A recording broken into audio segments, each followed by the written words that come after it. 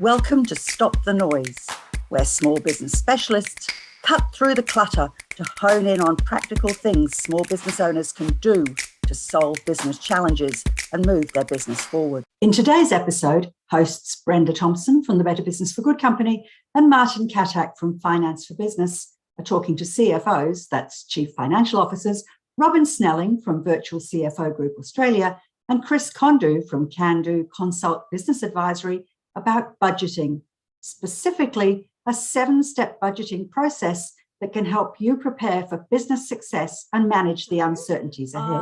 Budgeting your way to business success, a very, an incredibly important topic right now, I think.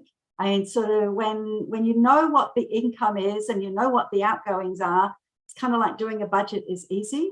But when you've got COVID, you've got the war in Ukraine, you've got an election coming up, all of a sudden, quite honestly, I don't know how we do it. So I'm going to start by asking Chris, just tell us why it's important. And then I think we're probably going to get into how the heck you do one in times of such uncertainty. So Chris, do you want to kick us off by telling us why a budget is important?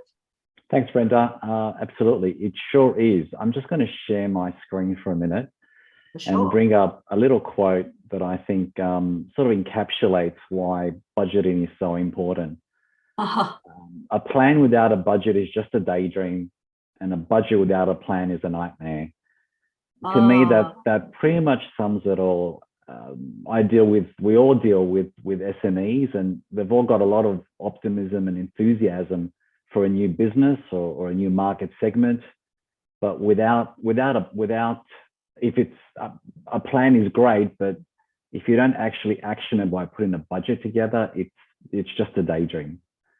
And Brenda, you mentioned about COVID and all the issues that are impacting today. And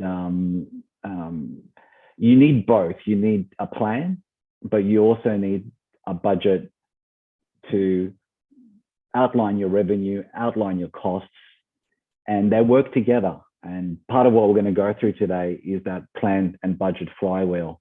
So it's creating momentum. It's putting that together and getting businesses to where they need to be. So I find that sort of encapsulates why budgeting is so important to all of us. Yeah, I think that's really interesting. I've seen that quote before with a vision without a plan is just a daydream. And I think lots of people sort of get that, I've got the vision, now I need the plan, although most people don't do the plan either. It's amazing how many SMEs don't have plans as well. But I love that third step to the process. So there's the vision, there's the plan, here's the budget that's actually going to enable that plan to get put into action.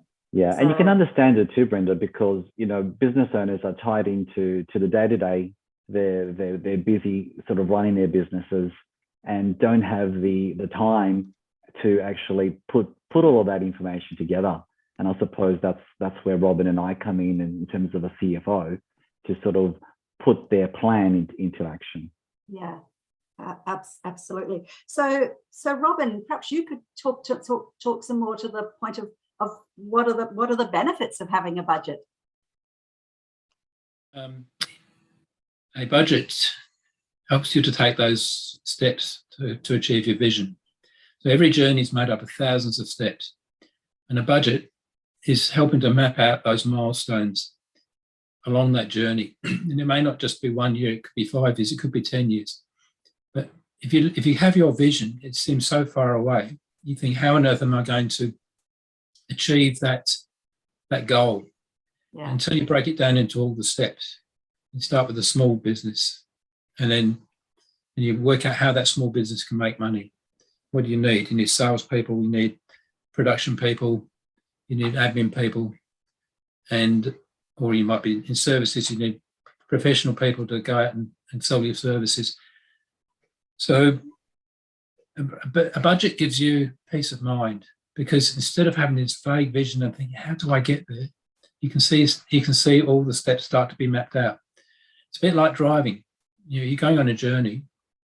You know where you want to get to, but what's the best way to get there? And you look at the map and you plan your journey. So a budget's like a roadmap. It's setting out all the steps. So it's taking the operational ideas of the business, and it's helping everyone to understand the part they can play. So it's drawing everyone together, and it's saying, this is what we've got to do. This is who's going to do what. So it makes people accountable. It gives everyone a purpose. They can all see the goals of the business and where they're trying to get to as a team. It sets priorities. What have we got to do first? Can we do it? The marketing people, so the sales people say, this is what we'd love to sell to our market. The production people have got to say, whether we've got the expertise or the resources to do it. Yeah. So you haven't got people just going off on their own. So it coordinates the business. It's and then once you've got your budget, you've got something to measure against. Yeah. So you're not wandering vaguely along that path. You're saying, is this where we expected to be at this time? If not, let's do a bit of revising. Let's see how we're going. You can always change your budgets and make it a forecast, a rolling forecast. But it's a guide. Yeah, and I love that distinction between the word budget and forecast, because I think particularly for newer businesses, it's really hard to go, well, like you can take these airy-fairy guesses. This is how much I'm going to sell. Frequently, you come nowhere near it. So having it more as an adjustable forecast and sort of giving yourself permission to realize that it might not eventuate, and but if you don't have something, then you're just going to be driving wherever, ending up wherever, and probably ending up nowhere. Yeah. Yeah, very true. And you get better the more you do it too. It's like riding a bike. It's not a perfect budget day in. When you first start out, it's something that you refine and you improve, and you get better the more times you do it. So yeah, and I guess also the more history information you've got to inform what's happened in the past, to inform what's going to happen in the future. And I guess I'm thinking there as well about using mentors and other people from your industry to help inform that would be valuable. Yeah, absolutely. But it's putting that actionable document together, Brenda, that it may be that the plan means that, the business owner needs to borrow money, needs to go out to the banks and lenders. And that budget actually can help considerably in terms of getting lending. And because invariably it has a cash flow forecast. And from a lending perspective, banks and institutions want to know if you can repay your loan. So if you've budgeted that in, you've got it in your cash flow, that gives the lender, I think, a certain amount of confidence. Yeah. The next question I had here was, why do you need to budget both profit and cash, Chris? Yep, absolutely. That's an eternal question that CFOs always have to sort of explain themselves. Profit and cash are not the same thing. They're two very different beasts. And for instance, you may have revenue and you may give your customer 60 days to pay your account. But in the meantime, you've got to pay your staff. You pay your staff weekly. So there could be a situation where you've made your sale, but you haven't got the money in. So a business owner has to forecast that and how are you going to pay your staff. And again, a cash flow, if it's done correctly and with the CFO's involvement, actually gives you that month by month breakdown of cash. And so that you can hopefully sleep well at night because you've got some contingencies in your budget to make sure that you do pay your staff.